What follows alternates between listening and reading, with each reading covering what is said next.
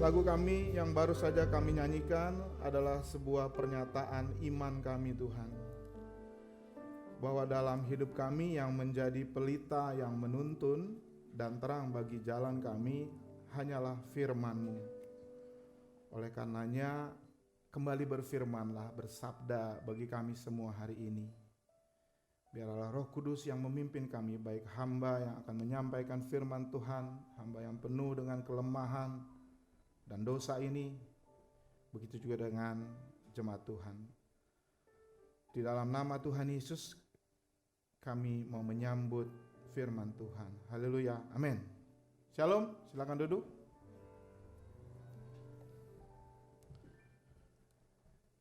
Selamat hari Minggu Bapak Ibu Saudara-saudaraku sekalian.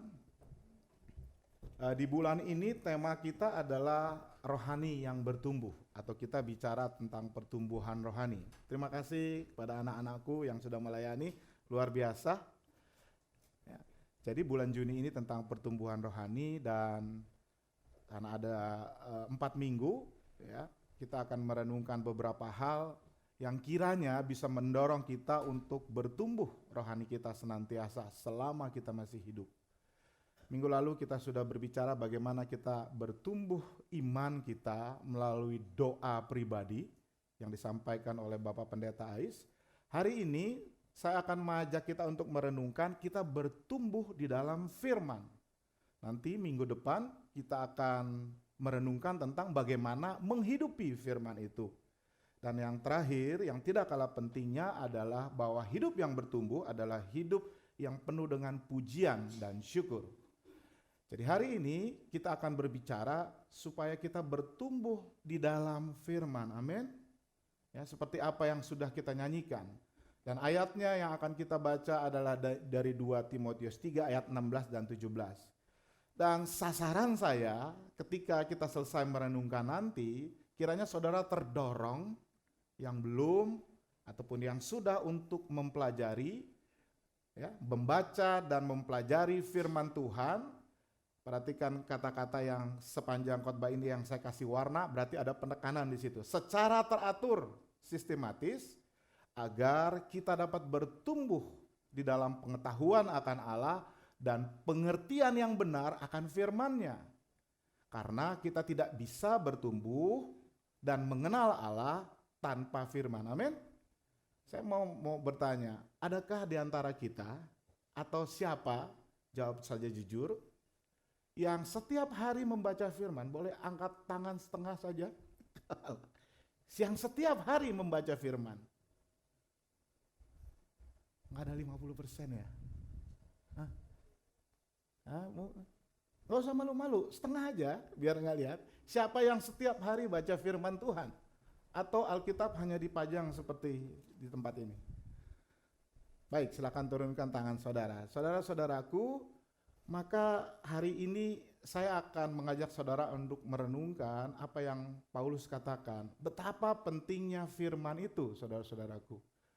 Ya, mari kita baca, ya, saya tulis di sini dari 2 Timotius 3 ayat 15 sampai 17 dari terjemahan baru 2. Ya, saya bacakan ya, saudara perhatikan, saudara boleh buka kalau saudara mau catat-catat nanti di Alkitab saudara masing-masing. Dimulai dari ayat 15. Ini adalah surat Rasul Paulus kepada Timotius, ya. Timotius itu adalah anak muda seperti tadi yang pada main. Dia diutus oleh Paulus untuk menjadi pendeta. Ada yang bilang dia menjadi gembala di gereja di kota yang namanya Efesus, ya. Lalu setelah Paulus pergi dan dia sempat dipenjara, terus dia bilang kepada dia nulis surat kepada Timotius untuk menguatkan Timotius. Dan ini sebagian, ya, ayat 15 dia bilang begini, Timotius, ingat juga bahwa dari kecil engkau sudah mengenal kitab suci yang dapat memberi hikmat kepadamu dan menuntun engkau kepada keselamatan oleh iman kepada Kristus Yesus.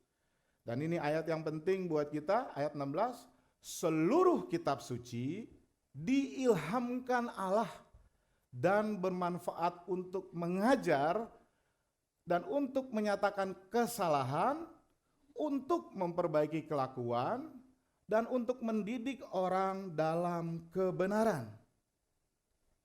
Dengan demikian, tiap-tiap orang, tiap-tiap manusia kepunyaan Allah, yaitu kita ini, diperlengkapi untuk setiap perbuatan baik. Amin. Yang percaya katakan amin. Baik, Bapak Ibu Saudaraku, saya suka baca buku. Dari dulu saya suka baca buku. Dan mungkin sebagian dari saudara juga suka baca buku. Ya. Ketika kita ingin membaca buku, kita cari ke Gramedia atau kita cari online, atau kadang-kadang setiap tahun ada yang namanya pameran buku terbesar di dunia, namanya Big Bang World ya. Ya Jana ya, Big Bad apa-apa nggak tahu, tapi saya suka ke sana ya, di ISBSD, bukunya banyak sekali dan saya mencari. Mungkin saudara juga suka begitu.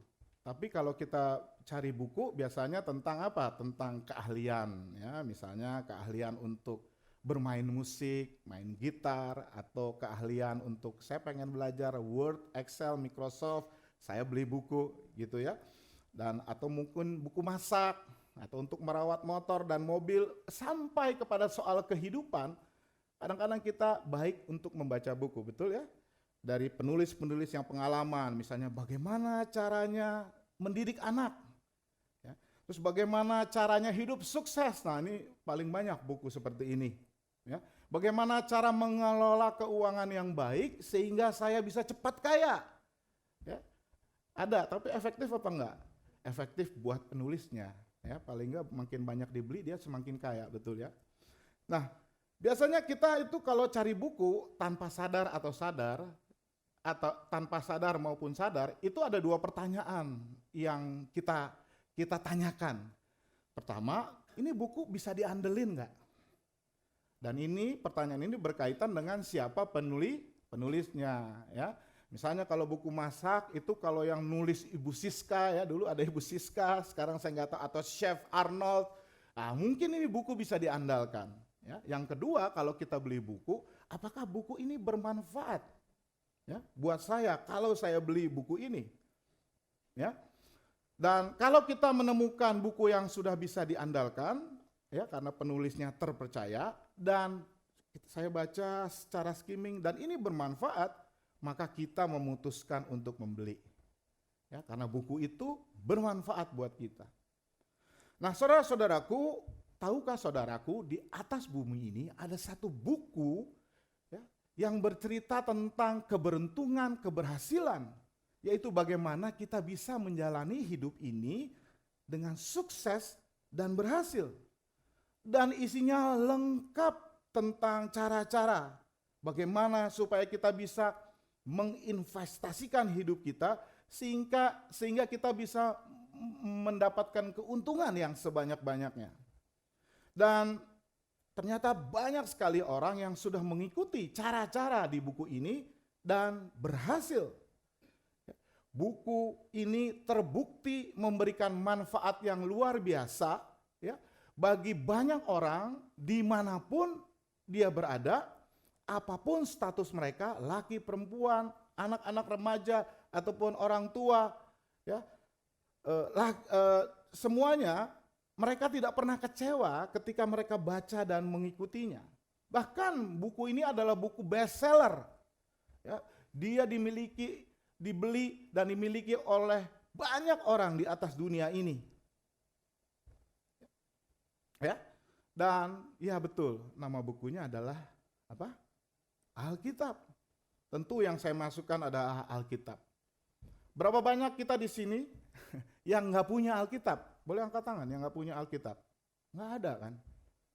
Apa masih ada? Kalau masih ada bilang sama saya kasih Alkitab. Ya.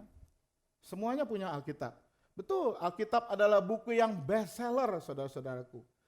Ya, ini adalah buku yang terbukti banyak manfaatnya yang memberikan keberhasilan, keberuntungan demi keberuntungan bagi orang yang membacanya. Ya. Tetapi memang seringkali buku ini kita miliki, tetapi kita tidak pernah baca. Buku itu karena dia adalah kitab suci, dia ditaruh di lemari kita, mungkin di lemari yang pajangan yang bagus di ruang tamu kita dan nggak pernah kita sentuh. Ya, ini adalah masalahnya gitu. Paling mungkin kita sentuh pada saat kita mau pergi ke gereja, setelah itu masuk dan selesai. Tidak heran saudara-saudaraku, kalau tadi saya bertanya di awal, mungkin hanya 10% saudara yang menjawab. Tapi saya mau meyakinkan hari ini bahwa ini adalah buku yang benar-benar dapat diandalkan dan bermanfaat. Seperti nyanyian kita tadi. Ya. Bahkan sebagian besar dari kita punya lebih dari satu Alkitab, betul? Ada yang Alkitabnya berwarna, mungkin ada merah untuk hari ini, biru untuk pergi ke kelompok kecil, hitam untuk pergi ke gereja lain. Maksudnya gereja lain kita biasanya juga selain ke gereja di mana kita berjemaat, kita suka ke gereja lain juga untuk mencari firman ya.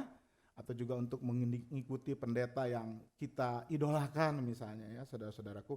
Atau ada saudara punya banyak buku karena banyak terjemahan dan lain sebagainya. Tetapi saudara-saudaraku, sekali lagi saya tekankan, buku itu jangan dipajang. Bahkan buku itu, Alkitab itu bukan jimat. Ya, aneh saudara rasa-rasanya ya. Masa Alkitab jadi jimat? Tetapi masih banyak orang yang menganggap Alkitab itu jimat. Sehingga setiap hari di mobilnya ada Alkitab supaya saya terhindar dari tabrakan. Supaya saya tetap sehat. Ya, ada lagi yang saya pernah lihat ada orang meninggal ya, orang meninggalnya karena dia memang pakai kacamata kayak saya gini. Jadi kalau saya meninggal misalnya ditaruh pakai kacamata, terus di sampingnya Alkitab. Lalu ditanam. Saudara buat apa ya? Saudara kalau lebih baik Alkitab itu tidak dibawa di dalam peti dan dikasih ke orang. Orang lain aja kalau saudara sudah tidak perlu. Karena kalau kita bawa itu berarti saudara menanamkan harta karun yang luar biasa. Ya. Jadi saudara-saudaraku, saya mau bertanya, apakah saudara sepakat bahwa Alkitab ini diandalkan dan bermanfaat? Yang sepakat katakan setuju. Amin ya. Nah, saudara-saudaraku, maka yang namanya Alkitab ini adalah sebuah buku yang bermanfaat. Sehingga saya mau kasih satu kalimat yang mungkin menjadi kalimat pernyataan di awal khotbah kita ini. Kalau di dunia akademisi ini namanya pernyataan tesis. Saya butuh Alkitab karena Alkitab benar-benar dapat diandalkan dan bermanfaat untuk seluruh kehidupan saya. Saudara setuju dengan pernyataan ini? Setuju? Kalau setuju coba baca sekali lagi. Ya, saudara, bersama-sama. 1, 2, 3. Saya dan puji Tuhan. Ya, biar ini menjadi satu pernyataan tesis kita, pernyataan awal kita bahwa kita percaya Alkitab itu bisa diandalkan dan bermanfaat. Dan kita akan merenungkan dari 2 Timotius 3 ayat 16, apakah pernyataan ini bisa diuji.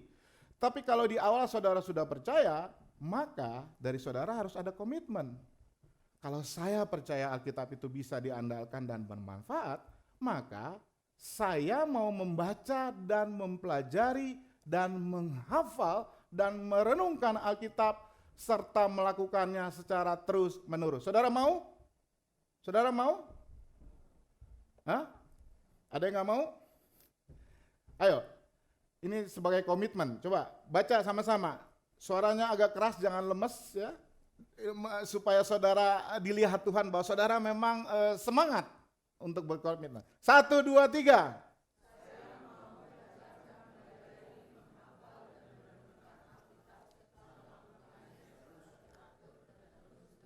Tuhan menolong saudara. Saudara-saudaraku, di dalam ayat yang kita baca tadi, ya, ini tesis kita tadi, ya, bahwa yang pertama kita mengatakan bahwa saya butuh Alkitab karena memang Alkitab itu dapat diandalkan. Apa artinya dapat diandalkan, saudara-saudaraku?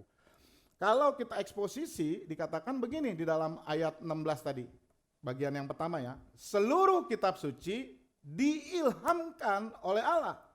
Lalu apa yang dimaksud dengan Paulus dengan seluruh kitab suci? Ya. Saudara-saudaraku, yang dimaksudkan dengan diilhamkan itu, kalau di dalam bahasa aslinya itu prospneustos, artinya dinafaskan oleh Allah. Tapi saudara-saudaraku, yang dimaksud dengan Paulus kitab suci adalah seluruh kitab suci, ya. Dan kata kitab suci ini tersebar di dalam Alkitab, ya. Tersebar di dalam Alkitab. Kadang-kadang maksudnya itu adalah perjanjian lama. Tetapi kadang-kadang juga maksudnya adalah perjanjian lama tapi cuma sebagian aja. Kalau kata kitab suci itu ada di dalam Alkitab. Ya, tergantung konteksnya. Kadang-kadang maksudnya adalah perjanjian baru. Atau kadang-kadang maksudnya perjanjian baru tertentu. Seperti Rasul Petrus katakan di dalam 2 Petrus 3 ayat 16, dia katakan Paulus udah menulis surat. Perhatikanlah itu, intinya begitu. Dan di sini kitab suci maksudnya adalah tulisan-tulisan Paulus. Nah, karena ini adalah pada waktu tertentu Paulus menulis surat kepada Timotius, maka yang dimaksudkan oleh Paulus adalah kitab suci itu adalah seluruh perjanjian lama, karena di ayat 15 dikatakan sejak kecil kamu sudah diajarkan kitab suci. Itu berarti maksudnya perjanjian lama. Karena Timotius ini bapaknya Yunani, ibunya Yahudi. Dan ibunya dan neneknya namanya Louis itu udah ngajarin dia sejak bayi. Berarti yang dimaksud adalah kitab perjanjian lama atau kitab suci orang Yahudi. Tetapi pada saat Paulus menulis ini sebenarnya sudah ada kitab-kitab yang ditulis oleh rasul-rasul, termasuk Injil dan lain sebagainya, walaupun belum diresmikan. Jadi yang Paulus maksudkan di ayat 16 dengan seluruh kitab suci adalah kitab suci perjanjian lama, itu pasti, ya, kitab para nabi, Taurat dan lain sebagainya, dan juga kitab perjanjian baru yang sudah ditulis pada saat itu. Dan untuk saudara ketahui pada masa ini kitab perjanjian baru yang belum ditulis adalah kitab 2 Petrus, kitab Ibrani, kitab Yudas dan Yohanes. Ya, kitab yang lain itu sudah ditulis dan sudah beredar di kalangan jemaat Kristen pada waktu dulu. Sehingga Paulus bilang ya bahwa tolong bacakan. Ini sebenarnya surat Timotius untuk dibacakan seperti di depan gereja, di depan jemaat di dalam gereja. Tetapi bagi kita yang namanya kitab suci adalah ada berapa kitab? Ada yang tahu nggak ini berapa kitab? 66 kitab. Inilah yang dimaksudkan dengan kitab suci. Seluruh kitab suci. Ya. Ini yang disebut dengan kanon. Saya tidak mau bikin pusing tapi bolehlah sedikit-sedikit. Ini adalah sebenarnya kitab yang ditulis rasul, kitab-kitab yang diduga Injil itu ada banyak, bukan hanya cuma 66, ada ratusan bahkan ribuan. Tetapi pada dulu bapak-bapak gereja kita di abad keempat itu berpikir ini yang benar-benar firman Tuhan yang mana nih? Yang Injil tuh yang mana? Akhirnya mereka berkumpul di satu tempat lalu mereka sepakat memilih 66 kitab inilah yang adalah firman Allah yang sesungguhnya. Karena di luar ini banyak, ada kitab Henok, ada kitab Baruk, ada Injil Maria Magdalena, dan lain sebagainya. Dan saudara tidak usah dibingungkan dengan itu adalah bacaan-bacaan bukan sesat, itu adalah bacaan yang baik juga untuk dibaca, tetapi semua itu tidak berotoritas sebagai firman Allah. Yang berotoritas sebagai firman Allah, inilah 66 kitab ini yang disebut dengan kanon. Ya, saudara-saudaraku. Jadi yang dimaksudkan seluruh kitab suci bagi kita adalah ya 66 kitab ini. Lalu di situ dikatakan diilhamkan oleh Allah. Di dalam bahasa Yunaninya theos pneustos, theos itu artinya Tuhan, pneuma artinya roh, artinya yang roh ataupun nafas. Artinya seluruh kitab suci itu dinafaskan oleh Allah. Dihembuskan oleh Allah. Artinya firman Tuhan ini adalah inisiatif dari Tuhan. Walaupun ditulis oleh orang-orang yang dia pilih, tentu gaya penulisannya juga sesuai dengan orang yang menulis. Paulus gaya penulisannya lain, Lukas gaya penulisannya lain. Tetapi semua mereka itu adalah diilhamkan, diinspirasi oleh Allah. Amin. Dan itulah yang dimaksudkan dengan diilhamkan oleh Allah. Artinya di dalam bahasa aslinya kalau diterjemahkan di dalam bahasa Inggris, God breathed. Artinya dihembuskan oleh Allah. Sama kalau di dalam Kejadian kita juga ingat bahwa Tuhan menciptakan manusia dari debu, setelah debunya itu jadi, lalu dia menghembuskan, lalu dia hidup, betul? Berarti Allah adalah pencipta manusia. Demikian juga ya dengan Alkitab ini. Alkitab ini walaupun penulisnya banyak dengan gaya penulisan yang berbeda-beda, tetapi dia diinspirasi, diilhamkan, dihembuskan oleh Allah. Kalau Allah yang mengembuskan itu adalah Allah yang bisa kita andalkan, maka Alkitab ini juga adalah buku yang bisa kita andalkan. Amin. Alkitab ini bersumber dari Allah, ya, bukan bersumber dari kejeniusan pikiran manusia. Maka Alkitab ini tidak ada salahnya. Walaupun kadang-kadang kita lihat ada kontradiksi, tetapi secara keseluruhan sebenarnya ini adalah seimbang dan benar, tidak pernah salah, tidak pernah keliru. Amin. Itu adalah doktrin kita yang utama, dan itu adalah pengakuan iman rasuli gereja kita yang utama. Ya, bukan seperti pengakuan iman rasuli yang kita sebut, tapi Alkitab adalah firman Allah, tidak pernah salah, tidak pernah keliru. Ya, jadi tanpa kesalahan. Kadang-kadang memang di Alkitab ini tulisannya itu didiktekan oleh Tuhan. Ya, misalnya Tuhan ada mendiktekan kepada nabinya, kepada Yesaya, yang jelas kepada Musa. Ya, 10 perintah Allah itu Tuhan yang mendiktekan.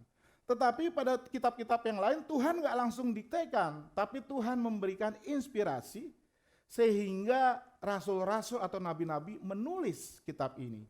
Dan semuanya ini adalah firman Tuhan karena dia berasal dari Tuhan.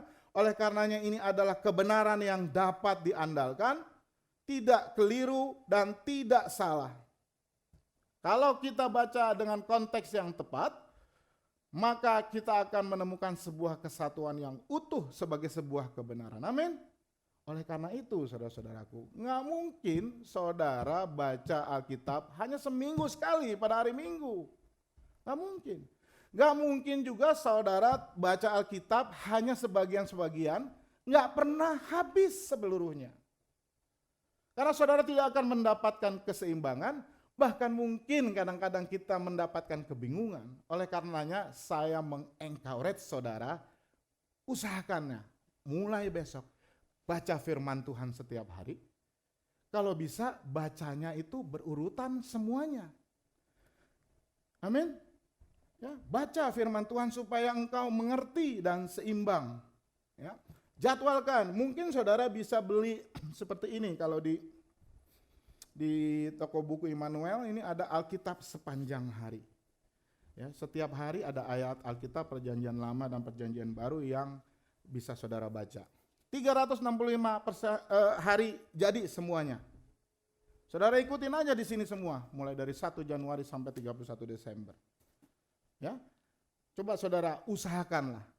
Siapa di sini yang pernah baca Alkitab 1 kali atau 2 kali, tapi sudah baca lengkap semuanya? Boleh angkat tangan? Ada yang ngaku nggak? Wah, Bu Emi pasti pendeta. Johan sudah, Ibu Dian, luar biasa. Ayo saudara yang lain, coba. Kita coba untuk membaca pelan-pelan. Bisa selesainya mungkin bisa setahun. Atau kalau saudara mau santai 2 tahun, nggak apa-apa. Yang penting saudara pernah baca semuanya. Dan kalau udah selesai, ya ulang lagi. Saudara-saudaraku, sebelum saya berkhotbah, 2 Timotius 3 ayat 16-17, saya baca ayat itu, ya, persiapan. Ini lebih dari 10 kali. Karena kadang-kadang kita baca sekali, mungkin Tuhan belum berbicara apa-apa. Baca 2 kali, Tuhan berbicara sesuatu. Lalu kita baca lagi 3 kali, ada lagi yang Tuhan singkapkan. Sehingga baca firman Tuhan itu tidak hanya sekali. Amin, saudara-saudaraku. Nah, jadi saudara-saudaraku, kitab suci ini dapat diandalkan. Kita setuju ya? Karena ini adalah dihembuskan, diilhami, dinafaskan oleh Allah. Dan kita tahu Allah kita adalah Allah yang pasti bisa diandalkan. Amin. Yang kedua dari tesis kita, dikatakan bahwa saya butuh Alkitab tadi karena Alkitab bisa diandalkan. andalkan. Yang kedua, saya butuh Alkitab karena Alkitab apa? Bermanfaat untuk seluruh kehidupan saya. Allah kita bukan Allah yang menyelamatkan lalu mengatakan, oke, dosamu kuampuni, engkau diselamatkan, engkau mendapat kehidupan engkau, habis itu pergi sendiri, jalani hidupmu selama engkau masih hidup, cari cara jalan hidup sendiri di dunia ini, sampai nanti kita bertemu di surga. Enggak. Tetapi dia bilang, engkau sudah diselamatkan, sekarang aku kasih buku manual, petunjuk untuk menjalani hidup. Amin. Jadi sebenarnya Alkitab ini adalah buku manual kita. Allah kita tidak membiarkan kita cari jalan hidup sendiri, tetapi Dia memberikan panduan, rujukan untuk segala macam masalah kita di dalam Alkitab. Tidak ada masalah di dunia ini, masalahmu, masalahku, masalah apapun yang tidak disediakan hikmatnya oleh Allah di dalam Alkitab. Baik melalui sesuatu yang eksplisit, misalnya, boleh nggak saya korupsi? Eksplisit Tuhan bilang saya dilarang mencuri. Atau yang dikasih tahu tidak eksplisit tapi prinsip-prinsipnya jelas di dalam permasalahan. Misalnya mungkin permasalahan mengelola keuangan. Ya. Nah, kalau keluarga eksplisit jelas di dalam Efesus 5 kan, hai istri, hai suami, hai anak-anak, hai hamba, hai tuan, itu eksplisit. Tapi kadang kita menghadapi sebuah masalah yang kayaknya di Alkitab ini nggak eksplisit. Tetapi kalau kita baca kisah orang-orang di dalam perjanjian lama atau perjanjian baru, oh ini ternyata benar, sama persis dengan yang sedang saya alami. Misalnya, kenapa? Kalau kita sedang dalam kejayaan lalu kita jatuh, saudara baca di dalam Raja-Raja dan Tawarikh kisah Raja Asa. Raja Asa, Raja Israel ini adalah raja yang luar biasa rohaninya. Tetapi kenapa pada akhir hidupnya dia jatuh? Nah dari situ kita bisa belajar prinsip-prinsipnya menerapkan. Ya. Jadi memang Alkitab ini bermanfaat. Sekali lagi saudara-saudaraku, ayat 16 tadi adalah berbicara mengenai manfaat dari Alkitab. Ya. Dia mengatakan bahwa ayat 16b ya, dikatakan bermanfaat. 2 Timotius 3 tadi adalah untuk satu, mengajar. Kedua, untuk menyatakan kesalahan. Lalu ketiga, untuk memperbaiki kelakuanmu.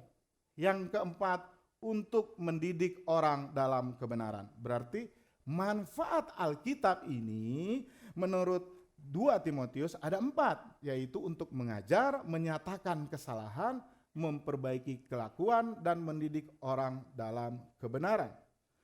Saudara-saudaraku, yang pertama dikatakan kitab itu, suci itu berguna untuk mengajarkan kebenaran yang sejati. Maaf sebentar ya, saya minum sedikit kering. Firman Allah adalah sumber dari standar kebenaran yang tertinggi. Kalau saudara baca di dalam Mazmur 119, di dalam Yohanes 17, Tuhan Yesus sendiri mengatakan bahwa kebenaran itu adalah firman Allah. Jadi saudara-saudaraku, firman Allah ini bermanfaat untuk mengajar. Mengajar apa? Yang pertama adalah mengajar tentang doktrin-doktrin utama di dalam kekristenan. Kalau saudara bertanya, misalnya terutama anak-anak yang masih muda, bilang, apakah Allah itu ada? Nah, ini adalah pertanyaan yang juga lagi muncul karena banyak anak-anak muda sekarang yang tadinya Kristen menjadi ateis dan menjadi gnostik. Sehingga mereka bertanya, apakah Allah itu ada? Loh, seperti apakah Allah itu? Bagaimana kita dapat mengenalnya? Lalu pertanyaan-pertanyaan lain, siapa itu Allah Tritunggal? Siapa itu Yesus Kristus? Siapa kita manusia? Kenapa kita ada di bumi? Untuk apa kita ada di bumi? Mengapa ada kematian dan penderitaan? Apa yang ada di balik kematian, kemudian apa yang akan terjadi di masa depan, apa itu neraka, apa itu surga, bagaimana saya bisa mengetahui yang benar dan yang salah. Ini adalah pertanyaan-pertanyaan doktrin yang utama, yang besar, yang banyak ditanyakan oleh orang Kristen, baik yang masih muda maupun yang sudah tua, baik yang orang yang masih bayi rohani, bahkan orang yang sudah dewasa rohani. Dan jawabannya ada di Alkitab. Itu sebabnya Alkitab ini bermanfaat untuk mengajar. Mengajar apa? Antara lain mengajar doktrin-doktrin yang utama. Amin ya saudara. Ya. Tetapi sebenarnya Alkitab itu bukan cuman untuk mengajarkan doktrin-doktrin yang utama, tetapi dia juga mengajarkan hal-hal praktis dalam hidup kita.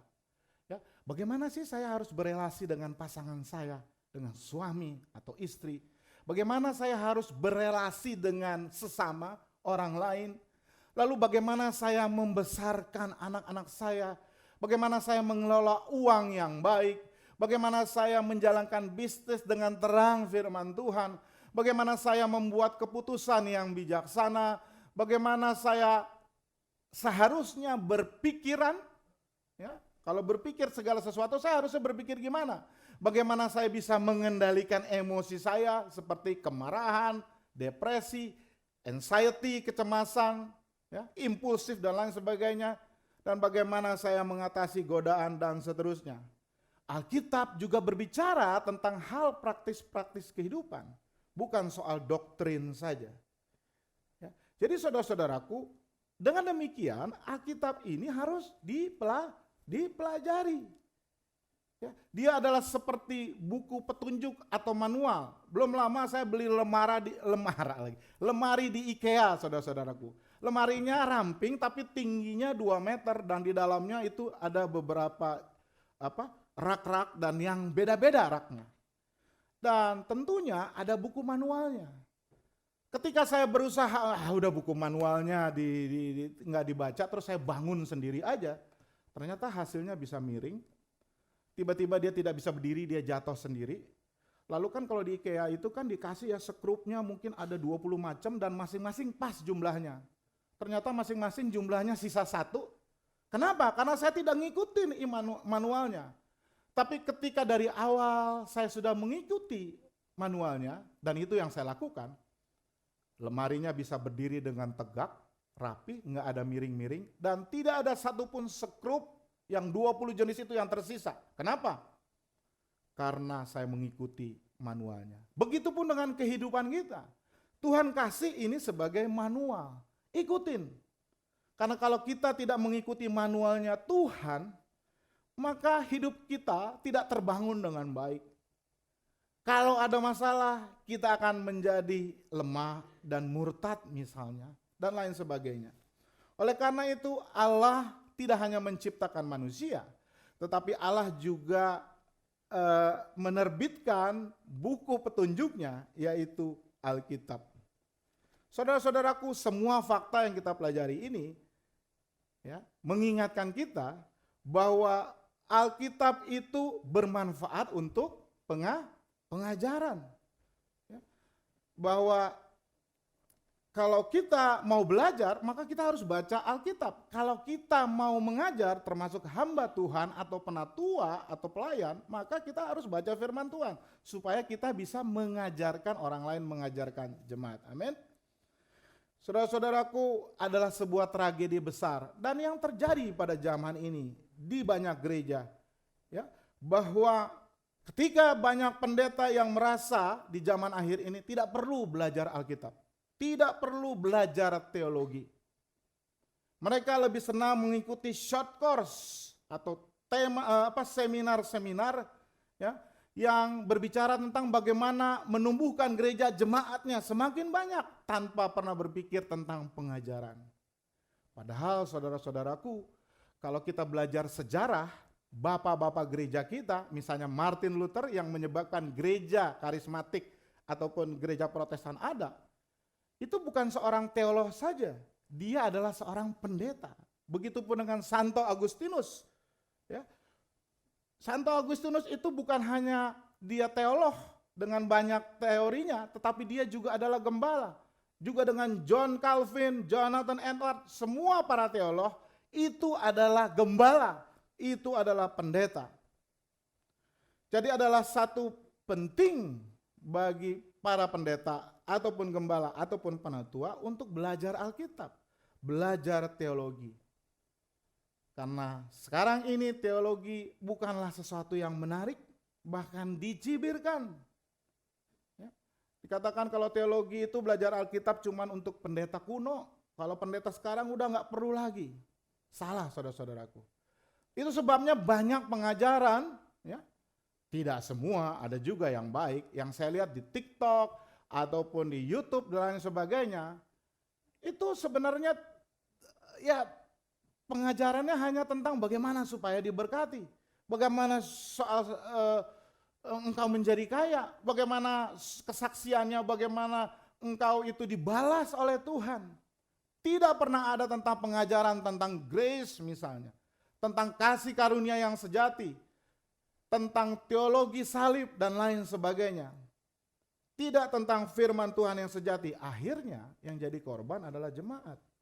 Saat ini banyak jemaat yang haus akan kebenaran. Oleh karenanya saya selalu tertantang. Saya dulu dari marketplace. Ketika tahun 2017 Tuhan panggil saya karena gembala senior, abang saya, abang kita semua dipanggil Tuhan untuk menggantikan.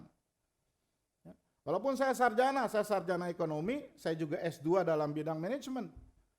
Tetapi saya sadar ketika Tuhan panggil maka saya harus belajar. Sehingga saya mengambil sekolah teologi dan saya mohon doa saudara supaya saya bisa menyelesaikan. Saya tinggal tesis, mudah-mudahan di semester depan saya bisa menyelesaikan. Jadi saudara-saudaraku, kita perlu mengenal Allah. Kita perlu mengenal kebenarannya. Dan untuk mendapatkan itu, saudara harus mengekspos diri saudara kepada firman Tuhan. Saudara harus membuka diri kepada firman Tuhan. Saudara harus baca dan belajar. Jadi tidak cuma baca, saudara boleh ya, ada panduannya dalam membaca. Misalnya renungan harian seperti yang dikirimkan di grup kita ya oleh Budian. Kemarin itu pas banget tentang firman Tuhan ya, yang hari Sabtu kalau saudara baca. Ya, itu panduan. Atau saudara-saudaraku saya sarankan ya, jadi kita selain membaca berulang-ulang ya, kemudian membaca dengan waktu yang khusus, saudara boleh baca buku yang bisa saudara mengerti. Itu ditulis oleh penulis-penulis hamba Tuhan yang juga dipimpin oleh Roh Kudus. Saudara kalau punya uang, saudara tabung, saya sarankan untuk membaca Alkitab ini. Ya, Alkitab studi, harganya memang agak mahal ya, saya nggak tahu 300.000 atau 400.000. Tetapi di dalam buku ini, saudara kalau baca di sini ada referensinya, lalu ada juga tentang topik-topik tertentu tentang kasih karunia atau tentang penebusan, tentang Abraham, itu ada semua di sini. Dan ini ada yang ringan, ya, saudara baca, ya, saudara beli dan baca, saudara nabung, ya. Uang makanmu coba disisihkan mungkin 10.000, 20.000 setiap hari. Ya. Jadi jelas bahwa Alkitab firman Tuhan itu manfaat yang pertama adalah manfaat untuk mengajar tentang kebenaran yang agung, doktrin dan juga hal-hal praktis. Yang kedua, Timotius katakan kitab suci itu juga berguna untuk apa? Menegur dosa kita. Teguran ini artinya adalah menyadarkan, menyingkapkan, memperhadapkan kita dengan dosa-dosa kita. Di dalam bahasa aslinya, teguran ini sebenarnya lebih ke bahasa hukum. Artinya dakwaan. Ya, digunakan di dalam bahasa legal. Ini berarti firman Tuhan ini menyingkapkan dosa kita. Ya, kalau kita tidak pernah baca Alkitab, maka kita tidak pernah diyakinkan bahwa kebiasaan kita selama ini adalah dosa di hadapan Tuhan. Iya dong. Kita nggak pernah tahu karena kita tidak pernah baca Alkitab. Dan itulah yang dimaksudkan oleh Rasul Paulus, kita mengatakan manfaat yang kedua kitab suci adalah untuk menegur dosa, menyingkapkan, mengkonfrontasikan dosa-dosa saudara dan saya. Ya. Karena kalau kita tidak pernah dikonfrontasikan, maka Amsal 19 ayat 3 katakan bahwa orang itu bodoh. Orang itu bodoh dan di kebodohannya itu menyesatkan jalannya sendiri. Ya. Malah bukannya dia bertobat atas dosa, dia malah menyalahkan orang lain. Dan memang saudara-saudaraku, kenapa Alkitab ini menegur kita dalam dosa? Karena setiap manusia ada kecenderungan. Kecenderungannya apa? Kecenderungan adalah menyalahkan orang lain atas dosa yang kita perbuat. Bahkan bisa menyalahkan Tuhan. Oleh karena itu saudara-saudaraku, jika kita tidak menggunakan Alkitab untuk menghadapi dosa kita sendiri, maka kita tidak akan bertumbuh di dalam kebenaran akan firman Tuhan. Ya. Jadi manfaat yang kedua adalah saudara-saudaraku, firman Tuhan ini adalah menegur dosa kita. Ketika kita baca setiap hari di waktu teduh kita mendigest atau mencerna firman Tuhan, mengkontemplasi, maka ada saatnya Tuhan menegur dosa kita. Tetapi Dia tidak hanya menegur dosa kita, manfaat yang ketiga dari firman dikatakan adalah untuk memperbaiki kelakuan. Jadi firman Tuhan ini setelah Dia mengajarkan kita, lalu menegur dosa kita, tapi tidak berhenti sampai situ. Firman Tuhan itu memperbaiki kelakuan kita. Artinya Dia mengajarkan, ya, not this way but that way. Bukan cara yang ini, tapi cara yang ini yang harus kau jalani. Jadi firman Tuhan itu mengajarkan bagaimana kita hidup menjadi benar di hadapan Tuhan. Benar dengan orang lain, bahkan benar dengan diri kita sendiri. Firman Tuhan itu membantu kita untuk kembali ke jalannya Tuhan. Saat kita disadarkan, dikonfrontasi Tuhan dan kita mengetahui dosa di dalam hidup kita, dan kita belajar untuk mengakuinya di hadapan Tuhan, dan kita menerima pengampunan dari Tuhan, maka pada saat itu juga Dia akan memperbaiki kelakuan kita, menunjukkan jalan yang seharusnya kita lakukan. Dan demikian efeknya kita bisa berdamai dengan Tuhan, bisa berdamai dengan orang yang selama ini menyakiti ataupun disakiti oleh kita. Dan Dia juga membantu kita, firman Tuhan, menolong kita untuk menghentikan kebiasaan-kebiasaan yang tanpa sadar membahayakan hidup kita. Dia juga memutuskan kalau di dalam hidup kita mempunyai ikatan-ikatan toksik, ikatan-ikatan yang beracun. Dan sebaliknya, Dia justru memperbaiki hubungan kita dengan Tuhan, dengan pasangan kita, dengan anak kita, dengan sesama kita yang mungkin selama ini rusak. Jadi yang pertama manfaatnya adalah untuk mengajar, kedua untuk menegur dosa, ketiga untuk memperbaiki kelakuan. Lalu yang terakhir, yang keempat, Paulus katakan firman Tuhan itu mendidik kita dalam kebenaran. Saudara-saudaraku, mendidik ini berbeda dengan yang mengajar yang pertama. Di dalam bahasa aslinya diterjemahkannya sebenarnya mendidik itu melatih, sebagaikan seorang ibu yang melatih anaknya sejak lahir sampai dewasa, bagaimana cara menjalani hidup, bagaimana caranya bersosialisasi dengan lingkungan, dan lain sebagainya. Jadi lebih melatih. Sebenarnya artinya itu, saudara-saudaraku, mendidik orang dalam kebenaran. Dan begitu juga dengan Tuhan. Di dalam firman-Nya Dia mengajarkan kita bagaimana kita menghadapi seluruh kehidupan kita.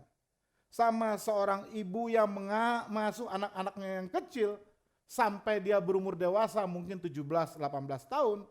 Begitupun Tuhan juga melatih mendidik kita dalam waktu yang lama dan terus menerus setiap hari. Seorang ibu tidak pernah berhenti melatih anaknya. Setiap hari dia akan melatih anaknya sehingga anaknya menjadi pintar dan dewasa. Begitupun Tuhan. Selama kita belum dewasa secara rohani, maka Tuhan melalui firman-Nya akan selalu melatih kita, mendidik kita, supaya semakin hari kita semakin benar. Semakin hari kita semakin sempurna, serupa dengan Kristus. Semakin hari kita semakin melayani dengan dasar yang benar. Mungkin selama ini kita melayani hanya dengan motivasi yang salah. Tetapi bagian dari firman Tuhan banyak sekali berbicara tentang pelayanan. Daud dulu melayani Tuhan dengan luar biasa. dia menari, dia menyanyi, dia kumpulkan pemusik. Lalu Tuhan bilang apa? Aku gak berkenan. Aku gak berkenan, engkau salah caranya. Itu sebabnya salah satu dari pelayannya ada yang mati. Kalau saudara baca dari Raja-Raja. Kadang-kadang sering kita melakukan hal yang baik, tapi belum tentu benar. Nah, firman Tuhan melatih kita. Kalau kita melayani, bagaimana cara melayani yang benar? Akhir dari cerita Daud, akhirnya dia ditegur Tuhan. Ini loh cara melayani yang benar. Bukan hanya sekedar nyanyi, bukan hanya sekedar menari, bukan hanya sekedar memanggul tabut perjanjian Tuhan. Ada caranya. Baru habis itu dia melayani berkenan di hadapan Tuhan. Saudara-saudaraku, bagi para pelayan Tuhan, termasuk saya sebagai pendeta, kita harus bertumbuh terus di dalam firman Tuhan supaya kita tahu pelayanan kita ini benar apa enggak di hadapan Tuhan. Jadi secara umum saudara-saudaraku, firman Tuhan yang keempat adalah mendidik kita dalam kebenaran. Kebenaran dalam melayani, kebenaran dalam melakukan fungsi sebagai ayah, ibu, istri, suami, sebagai tuan, sebagai hamba, dan seterusnya. Ya. Jadi saudara-saudaraku, sekali lagi, firman Tuhan pertama bermanfaat untuk apa? Mengajar. Dua, menyatakan kesalahan, menegur dosa. Ketiga, memperbaiki kelakuan. Yang keempat, mendidik orang dalam kebenaran. Tetapi saudara-saudaraku, akhir dari semuanya ini, ketika kita sudah memanfaatkan Alkitab, ya, bukan supaya hidup kita ini menjadi bahagia, tetapi kita lihat di ayat 17, saudara-saudaraku. Apa hasil akhirnya? Apa akibatnya? Ayat 17 dikatakan, dengan demikian tiap-tiap manusia kepunyaan Allah diperlengkapi dengan setiap perbuatan baik. Saudara-saudaraku, kalau saya mau parafrase ya, atau mengkalimatkan kembali, maka hasilnya itu ada dua. Yang pertama adalah kedewasaan. Ya. Kalau kita memanfaatkan firman Tuhan dengan benar, dikatakan supaya tadi kan, ini kalau mau balik gimana ya? Tiap-tiap manusia kepunyaan Allah. Siapa itu? Kita. Baik perempuan maupun laki-laki, baik anak-anak yang kecil, remaja, pemuda, sampai dengan orang tua. Itu diperlengkapi. Dalam bahasa aslinya sebenarnya bukan kata kerja. Ini kan diperlengkapi ini adalah kata kerja apa? Pasif ya, diperlengkapi. Kalau melengkapi aktif. Tapi sebenarnya di dalam bahasa aslinya ini adalah kata benda, artinya complete, lengkap. Artinya kita menjadi sempurna supaya saudara dan saya manusia-manusia miliknya Allah, ya, pria atau wanita menjadi sempurna. Artinya menjadi dewasa, menjadi lengkap, menjadi utuh, ya, menjadi sosok yang sesuai dengan tujuannya Allah ketika Allah menciptakan saudara dan saya. Karena Allah menciptakan saudara dan saya untuk tujuannya Dia.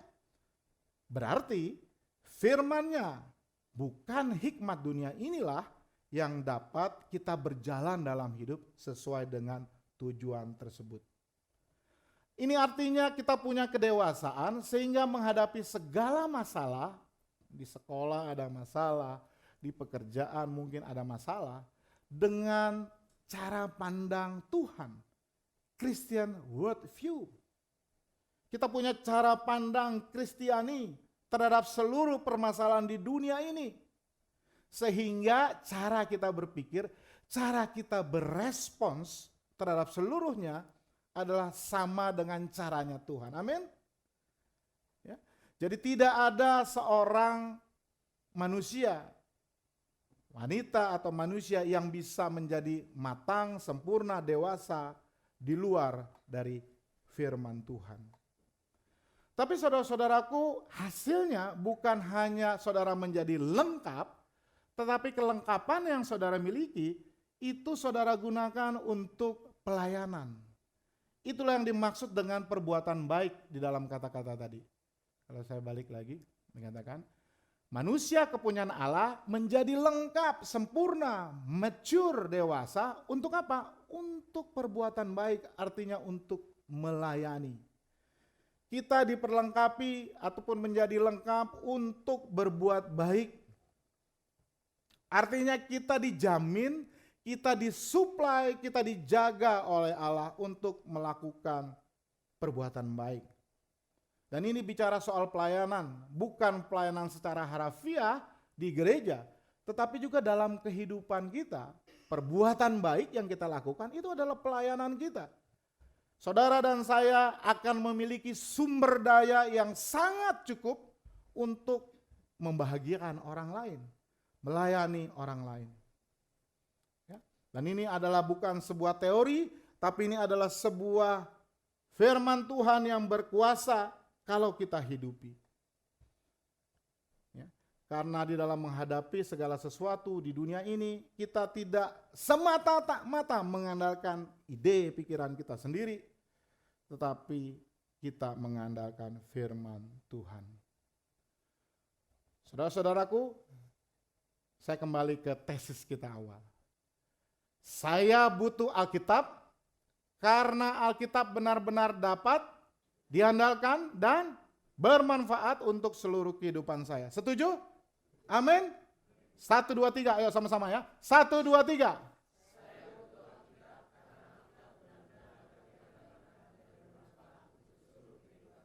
Amin. Saudara-saudara, maka dari itu kembali lagi, mari kita berkomitmen kepada Tuhan. Kalau saudara tahu manfaat, tahu dapat diandalkannya firman, maka mari saudara membaca, mempelajari, menghafal, merenungkan, serta melakukannya secara teratur, daily basis, dan terus menerus. Saudara mau? Saudara mau? Ya mau aja dulu lah. Ya. Habis itu Roh Kudus akan menolong saudara. Dan saudara, hal yang penting saudara-saudaraku, saran saya adalah bahwa harus teratur, berarti harus setiap hari saudara-saudaraku. Pagi hari, ya masih orang belum pada bangun, masih sunyi, atau malam hari. Teratur itu artinya juga membaca seluruh Alkitab dari Kejadian sampai Wahyu. Tetapi bukan hanya baca, tapi dikatakan apa? Mempelajari, menghafal, merenungkan. Kalau saudara merenungkan hari ini atau setiap hari, maka saudara coba peka satu ayat saja yang berkesan di hati saudara. Wah, ini Tuhan menegur saya nih dengan ayat ini. Dan atau saudara diberkati dengan ayat itu. Habis itu saudara catat di dalam post-it misalnya, saudara tempel aja di meja kerja, ya, di samping tempat tidur dan lain sebagainya, sehingga saudara bisa baca dan menghafal. Dan saudara usahakan bahwa setiap saudara merenungkan firman Tuhan itu ada ayat yang dihafal. Mungkin ada satu saat Alkitab ini nggak ada lagi, buku nggak ada, di handphone juga harus hilang. Lalu blank karena saudara tidak pernah menghafal Alkitab. Jadi ayo sejak sekarang saudara-saudaraku merenungkan firman Tuhan, tapi juga artinya menghafal firman. Karena Tuhan Yesus sendiri mengatakan di dalam Lukas bahwa yang berbahagia adalah orang yang mendengarkan firman Allah dan memeliharanya. Memeliharanya artinya menerapkan dalam kehidupannya, tapi juga artinya menghafal. Di dalam Ulangan 6, Tuhan memerintahkan kepada bangsa Israel, itu dia bilang apa? Taruh itu firman di dahi. Ulangan 6. Dan juga di tangan. Artinya firman Tuhan itu harus mendasari segala pikiran kita. Satu. Tapi itu artinya juga firman Tuhan tuh harus ada yang dihafal. Makanya orang Israel di sana, kalau saudara ke Israel, mereka ada kitab yang diikat di sini. Ada yang di sini, saudara Google deh ya. Ya, mereka mengartikannya secara harafiah, tapi sebenarnya maksud Tuhan di dalam kitab Ulangan itu adalah supaya ada dalam pikiran. Lalu kalau kita lihat ada juga yang di tangannya tuh ada tali-tali. Ya. Itu juga secara harafiah, tapi sebenarnya secara tersirat Tuhan maksudkan adalah semua perbuatan kita harus berdasarkan firman Tuhan. Saudara-saudaraku, hari ini apa yang menjadi ayat renungan kita? apa yang menjadi ayat hafalan kita? Saya mau kasih contoh aja ya. Mari kita hafal sama-sama, setuju? 2 Timotius 3 ayat 16. Kita udah renungin, kita udah tahu logikanya, kita harus bisa menghafal. Nanti kan, saya bacakan ya. Habis itu kita baca sama-sama, hafal. Ya. Seluruh kitab suci, sama-sama aja ya. 1, 2, 3. Seluruh kitab suci diharamkan Allah dan bermanfaat untuk mengajar, untuk menyatakan kesalahan, untuk memperbaiki kelakuan, dan untuk mendidik orang dalam kebenaran. Sekali lagi bacanya dari ayatnya. 2 Timotius 3, gitu ya. Ulang ya. 1, 2, 3. 2 Timotius 3 ayat 16. Seluruh kitab suci dihilangkan Allah dan bermanfaat untuk mengajar, untuk menyatakan kesalahan, untuk memperbaiki kelakuan, dan untuk mendidik orang dalam kebenaran. Sekali lagi, 2 Timotius 3 ayat 16, seluruh kitab suci diilhamkan Allah dan bermanfaat untuk mengajar, untuk menyatakan kesalahan, untuk memperbaiki kelakuan, dan untuk mendidik orang dalam kebenaran. Sekali lagi,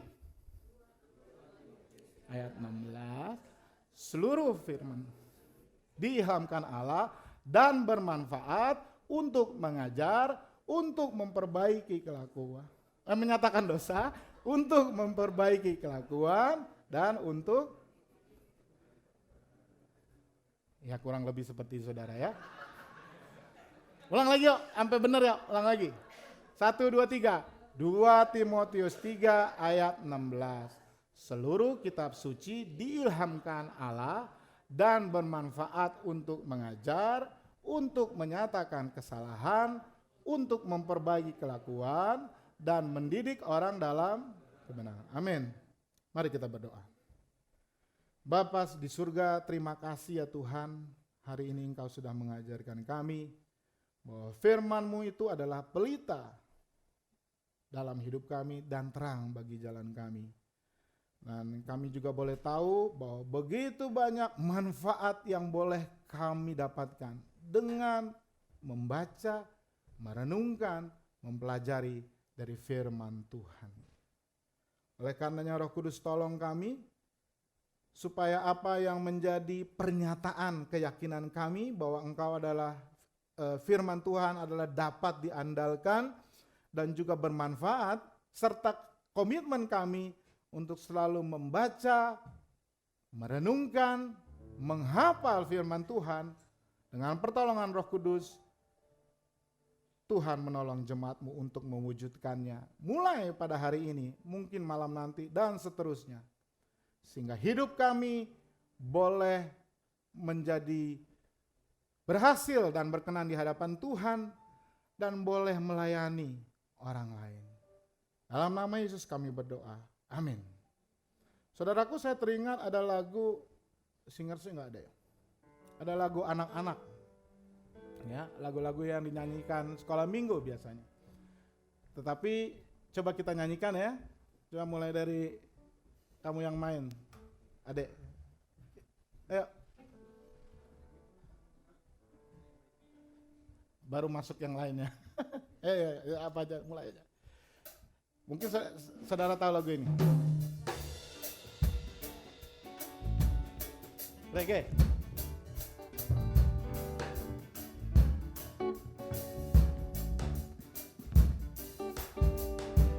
Baca kitab suci, doa tiap hari, doa tiap hari, doa tiap hari. Baca kitab suci, doa tiap hari kalau mau. Boleh naik gak? Naik lagi. Naik.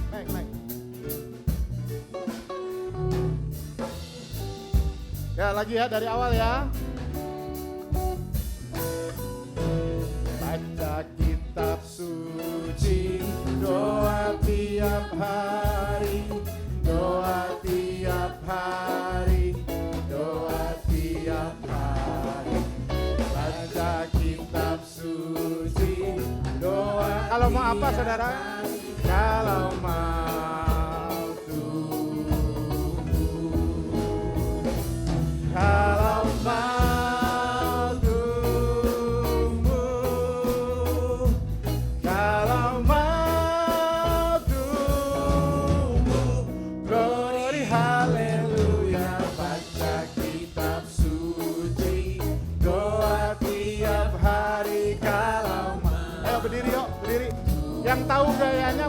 sambil gayanya baca kitab suci. Ayo anak-anak.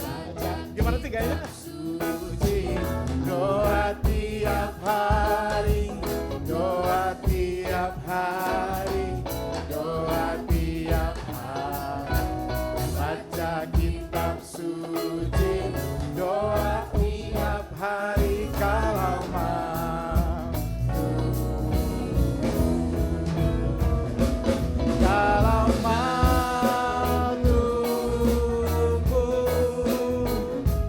kalau mampu, glory haleluya. Tiap suci, doa tiap hari kau. Pemusik memuji Tuhan. Nel Hege. Amen. Yeay. Beri kemuliaan bagi Tuhan dan support bagi hambanya Nel Hege. Terus.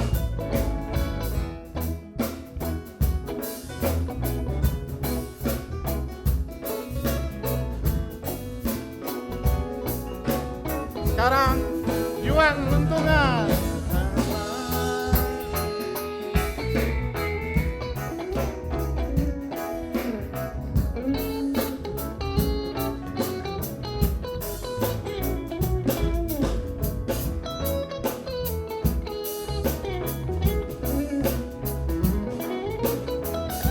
Haleluya. Fritz Lango.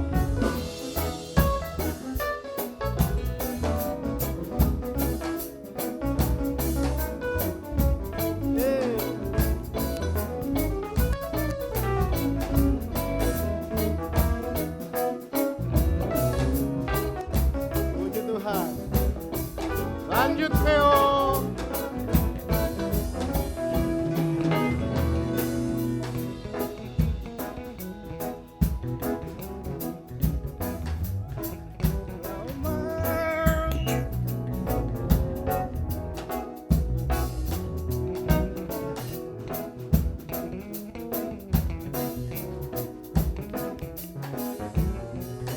Mainkan dikit dong. Ridel. Yeah.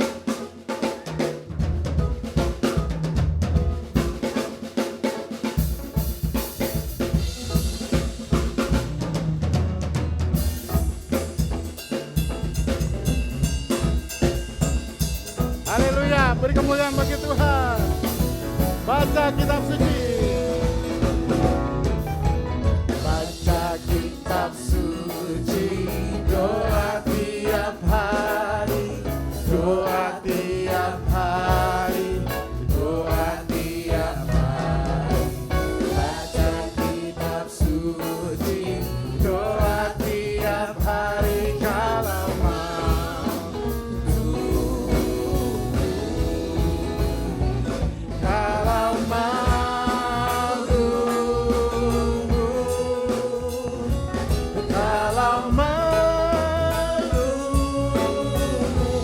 glory haleluya. Baca kitab suci, doa tiap hari kalau mampu.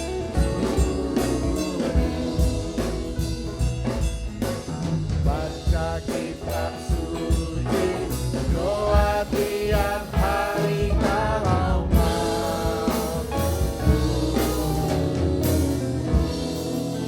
Beri kemuliaan bagi Tuhan, saya serahkan kepada Ibu Penantu Hadiah.